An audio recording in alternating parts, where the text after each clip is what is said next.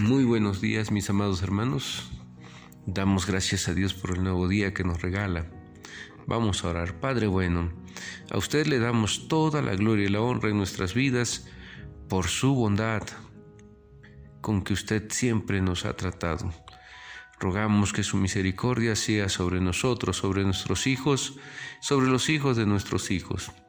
Suplicamos su misericordia sea con todos nuestros hermanos. Y sobre todas las cosas, Señor, que su Espíritu Divino, el gran Maestro de nuestras almas, siga instruyendo nuestros corazones con todo el entendimiento que necesitamos acerca de su santa voluntad revelada en su palabra para nosotros. Y que sobre todas las cosas también nuestros corazones aprendan a sujetarse en obediencia a sus mandamientos perfectos. Rogamos esta gracia, Padre bueno, confiando que así será, en el nombre de nuestro Señor y Salvador Jesucristo. Amén. Mis amados hermanos, el día de hoy vamos a hablar sobre el tema del divorcio desde esa perspectiva bíblica. El día de ayer hablamos sobre el matrimonio. Esta es una realidad. El divorcio es una realidad en nuestra sociedad y mucho más en estos tiempos que el divorcio se ha vuelto moneda corriente en muchísimas de nuestras sociedades, donde es tan fácil romper aquel contrato social que se hizo frente al juez, o, como están optando muchos, mejor estar en unión libre. La cuestión del divorcio se ha convertido en un tema urgente en nuestra sociedad, ya que hemos alcanzado proporciones epidémicas acerca de este mal social que es el divorcio. Al separarse la pareja, trae consigo mismo muchísimos problemas para el hogar, para los hijos. Debido a la proliferación radical de los divorcios y a los problemas legales y familiares que provoca, la ley se ha movido en la dirección de facilitar el proceso, permitiendo el divorcio sin ninguna causal. En verdad, hermanos, antes en nuestra ley estaba tipificado, por ejemplo, el adulterio como un delito, hace algunos años atrás. Y también, para poder divorciarse tenían que esperar un año. Pero todo esto a causa de la dureza del corazón pecaminoso de los hombres, que traía problemas, pleitos mientras ese año se daba, las autoridades, no teniendo más recursos que buscar facilitar este proceso, han llegado a reducir todas las causales. 31 causales habían para el divorcio en nuestro país. Hoy fácilmente uno se puede divorciar, ya no al año ni al mes, sino a los 8 días de haberse casado. Si una persona se casa un sábado, al otro sábado puede estar tramitando su divorcio. Y una de las causales que se pueden aceptar con tanta facilidad y de manera unilateral es la incompatibilidad de carácter. Es tan sencillo romper el pacto. Hoy existe lo que se llama también divorcio express. Bueno, todo esto se ha hecho con esa intención de facilitar el proceso de separación. Y mis hermanos, no sé si nuestras autoridades pensaron que hacían un bien, porque en algún caso podría haber ayudado si había violencia, pero en otros casos simplemente se ha tomado esto como un asunto de facilitar y romper aquello que estaba diseñado en un momento para toda la vida. En algún momento en los tiempos pasados, cuando las personas se casaban, se les leía la epístola de Melchor Ocampo. Hoy es un asunto de museo. Si alguien quiere saber qué es eso, tendrá que entrar a investigar, porque son asuntos del pasado. Pero en general, las autoridades reconocían toda una carga moral, espiritual del matrimonio, que están consagradas también en esa famosa epístola de Melchor Ocampo, que hoy en día muchos ya no conocen. El matrimonio estaba visto aún desde nuestras autoridades en el tiempo pasado como una institución que daba seguridad al hogar, a la familia, etc. Hoy en día esto ya no es así. El matrimonio social está hecho para romperse. Al convertirse el divorcio cada vez más fácil de obtener, el problema de su aceleración se exacerba en muchos países como el nuestro. En todo el mundo esto es una realidad. Estamos hablando de que estamos arriba del 50% de divorcio en muchos lugares.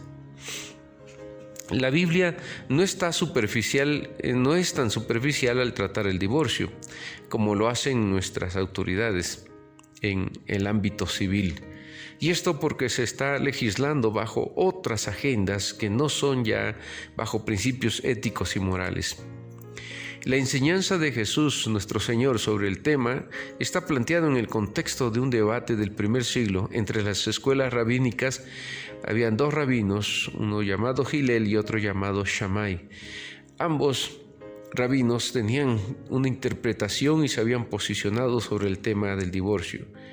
Los liberales, por un lado, y los conservadores, por otro, mantenían un largo desacuerdo sobre las bases legítimas para el divorcio.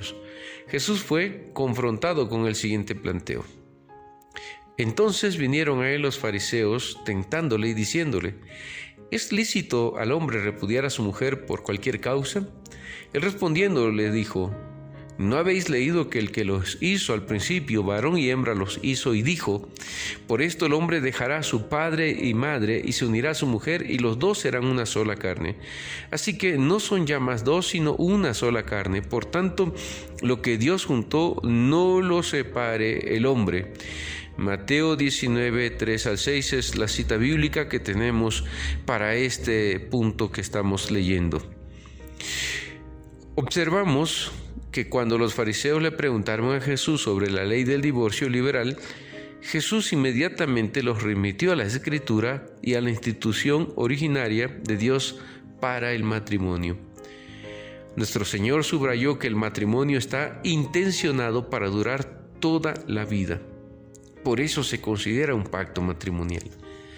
Resaltó también la unión entre el hombre y la mujer en una sola carne, unión que no puede ser disuelta por decretos humanos. Solo Dios, nuestro Señor, está autorizado para determinar los fundamentos para disolver el matrimonio. El debate continuó y le dijeron: ¿por qué pues mandó Moisés dar carta de divorcio y repudiarla? Él les dijo: por la dureza de vuestro corazón, Moisés os permitió repudiar a vuestras mujeres, mas al principio no fue así. Y yo os digo que cualquiera que repudia a su mujer, salvo por causa de fornicación, y se casa con otra, adultera, y el que se casa con la repudiada, adultera. San Mateo 19, 7 al 9. Si analizamos en detalle la respuesta de Jesús, vemos que cuestionó la manera que los fariseos tenían de entender la ley del Antiguo Testamento. Moisés no había ordenado el divorcio, sino que lo había permitido para casos especiales. Y una cosa, mis hermanos, es ordenar con esta intención de separación, y otra cosa es permitir. Y muchas veces el divorcio debe permitirse, no tanto porque sea un asunto que uno quisiera. Como ministro de la palabra y los sacramentos, siempre lucho con todo mi corazón con los matrimonios para que no se separen. La razón, porque es contrario al espíritu de las Sagradas Escrituras, y segundo, porque vengo también de un hogar donde mis padres se separaron, y pocas veces los padres consideran el dolor y el sufrimiento que van a ocasionar a sus hijos. Solo están pensando muchas veces en ellos y creen que eso es lo mejor. Muchos hijos terminan siendo drogadictos, terminan alejándose del hogar, huyendo del hogar, con muchos problemas, hermanos. Son situaciones que van a afectar. Un divorcio para los hijos va a afectarles profundamente. Y no importa la edad, siempre habrá una afectación. Alguien puede decir: es que ya son grandes, mis hijos lo van a entender. Mi hermano, en el corazón de los hijos siempre habrá amor para los padres y siempre desearán que sus padres continúen juntos. He visto las lágrimas en el corazón de los hijos, el llanto cuando los padres se separan. El dolor en sus corazones durará hasta que el Señor sane sus corazones también de estos hijos. Pero para el creyente, si se llama hijo de Dios, debe comprender lo que esto implica para su vida. No es que Dios haya ordenado a través de Moisés, sino que hizo una concesión Moisés, permitiendo el repudio por casos especiales. Moisés, por supuesto, era el vocero de Dios. Fue Dios quien permitió este desvío de su intención original por la presencia del pecado que violaba el matrimonio. Por eso siempre hablo al corazón de los hombres, las mujeres que quieren separarse, porque si se llaman hijos de Dios y quieren recibir y vivir bajo las bendiciones de Dios, están llamados a convertirse de su pecado, que es lo que está violentando su matrimonio, que es lo que está violando el pacto matrimonial al querer divorciarse. Es importante que podamos ser muy íntegros y examinar nuestros corazones, cuál es la motivación por la cual estamos queriendo romper el pacto matrimonial. ¿Acaso habrá algo más grande que el amor de Dios en nuestros corazones que nos capacite para sobrellevarnos en amor unos a otros? ¿No será tan grande y poderoso el amor de Dios que nos capacite para perdonar las ofensas y las faltas cometidas? Mis hermanos, examinemos nuestros corazones, ya que nuestro Señor Jesucristo, cuando dialogaba con los escribas y fariseos, les recordó que hasta este permiso había sido dado solo por causa del pecado, lo que llamó él la dureza de su corazón, y que por sí no anulaba la intención original del matrimonio. El hecho de que se permitiera esta separación no era algo que anulaba la intención original del matrimonio, sino que más bien reflejaba la falla humana en el corazón de nosotros. Jesús luego entonces dio su pronunciamiento sobre el tema, prohibiendo el divorcio excepto por causa de inmoralidad sexual. Sus palabras enigmáticas sobre un segundo matrimonio y el adulterio deben ser entendidas en relación con los divorcios inválidos e ilegítimos. ¿Cuáles serían esos divorcios inválidos e ilegítimos? Si se permite el divorcio en los casos que Dios no lo permite, entonces la pareja sigue casada a los ojos de Dios. Por lo tanto, un segundo matrimonio entre dos personas ilegítimamente divorciadas constituiría una relación de adulterio. Como lo expresamos en el tema del matrimonio, Pablo extendió el permiso del divorcio para el caso del creyente que había sido abandonado por el no cristiano. 1 Corintios 7, 10 al 15. Y la Confesión de Fe de Westminster resume este tema.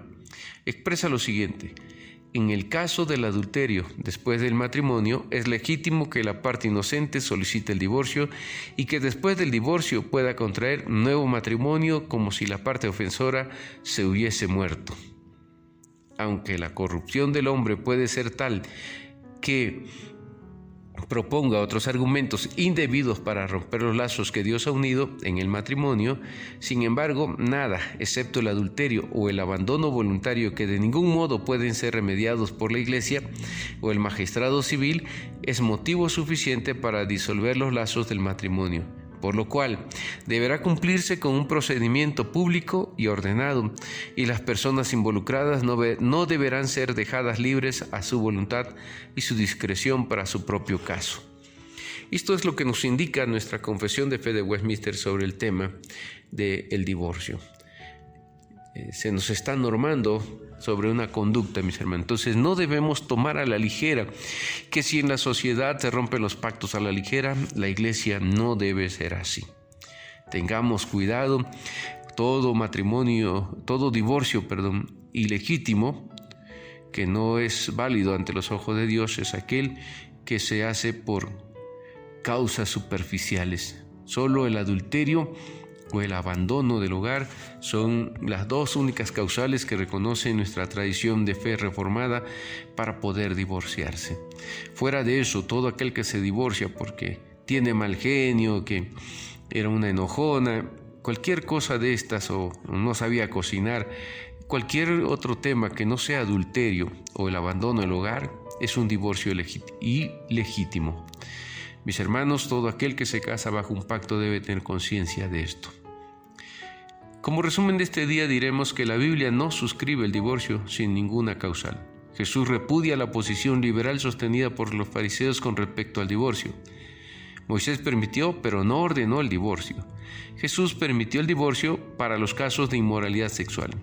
Jesús enseña que el matrimonio entre dos personas ilegítimamente divorciadas constituye adulterio.